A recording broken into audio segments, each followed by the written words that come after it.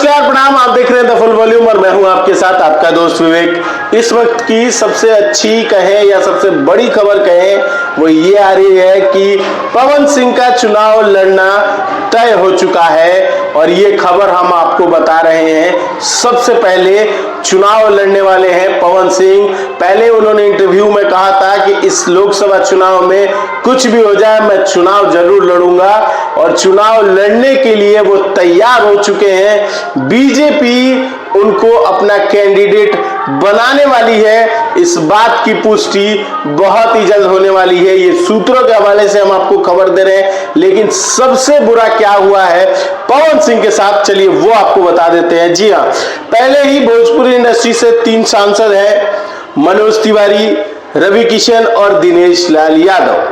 तीनों ने अपनी अपनी धाक जमाई थी। तीनों ने अपने अपने क्षेत्र में, जहां मनोज तिवारी ने दिल्ली से चुनाव जीता था तो वहीं दिनेश लाल यादव और रवि किशन ने यूपी से चुनाव लड़ा था और यूपी से उनकी जीत हुई थी।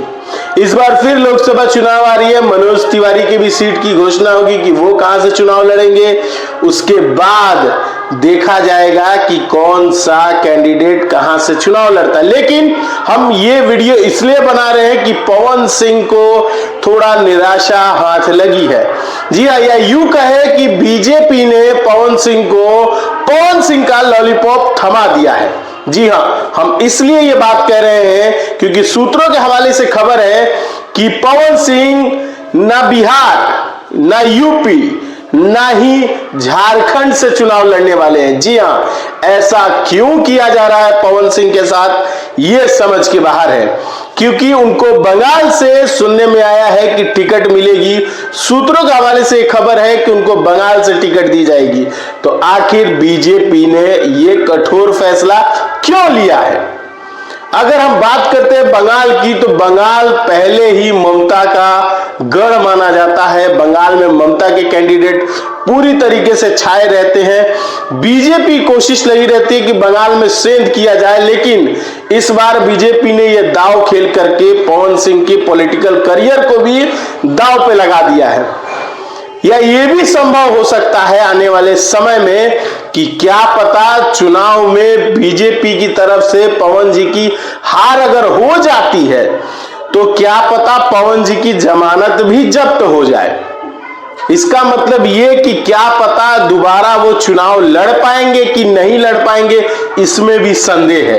क्योंकि अगर कम वोट आता है तो बहुत उम्मीदें हैं पवन जी से, लेकिन पवन जी को इस तरीके का सीट देना, बंगाल में भेजना, क्या आप लोगों को अच्छा लगा? मेरी नजरिए से तो हमको बिल्कुल अच्छा नहीं लगा, क्योंकि यूपी था हमारे पास, बिहार था हमारे पास, झारखंड था हमारे पास, जहां पवन जी की पॉपुलैरिटी तो इंटरनेशनल बोलती है। लेकिन इन तीनों जगह से अगर पवन जी को टिकट मिलता तो बेफिक्र होकर के जनता उनको वोट करती, जनता उनको प्यार दुलार देती। लेकिन बीजेपी ने एक अलग रणनीति के तहत पवन जी को बंगाल भेजने का काम किया है। अब ये पॉलिटिकल क्या दाव है, क्यों पवन जी को बंगाल भेजा गया है, या पवन जी को ही सिर्फ टारगेट करके कुछ लोग बंगाल भेजने के लिए ही तैयार थे? पवन जी अगर पटना में लड़ते, बिहार से लड़ते या यूपी से लड़ते तो उम्मीदें ज्यादा थी कि पवन सिंह चुनाव में जीत कर ही आगे आते। बहरहाल इसकी घोषणा अभी तक नहीं हुई है कि पवन जी बंगाल से चुनाव लड़ेंगे कि यूपी से लड़ेंगे कि बिहार से कि झारखंड से। लेकिन सूत्रों के हवाले से है कि लोकसभा सीट पे बंगाल की तरफ से, बीजेपी की तरफ से पवन सिंह चुनाव लड़ते हुए नजर आएंगे। हालांकि अगर मैं चाहता हूं और दर्शक आप मेरा वीडियो देख रहे हैं तो एक बार अपील कीजिए हैशटैग जाकर के पवन जी के लिए कि पवन जी विल फाइट इन बिहार। तो क्या पता पवन जी के लिए दोबारा बिहार के रास्ते खुल जाएं और बीजेपी पवन जी को बिहार से लड़ने के लिए सीटें दे देती है तो ज्यादा अच्छा होगा। क्योंकि बंगाल में जिस तरीके से वोट बैंक है वो पूरी तरीके से अलग माहौल का है और ये बिहार के पूरे इंडिया के हीरो हैं, लेकिन फिर भी बिहार और यूपी के लोग इनको ज्यादा प्यार करते हैं। अगर यहां से इनको सीट मिलता है तो बहुत ही ज्यादा वोटों से पवन जी जीत करके सांसद बनेंगे। लेकिन क्यों इस तरीके की किया जा रहा है, ये तो सोचने वाली बात होगी। और बीजेपी की क्या मंशा है, ये तो उनकी रणनीति क्या है, ये तो उनके जो ऊपर के आला अधिकारी हैं वही बता सकते हैं। लेकिन आपको कैसा लगा है? बंगाल से चुनाव लड़ रहे हैं पवन जी तो, और बिहार से चुनाव क्यों नहीं लड़ सकते?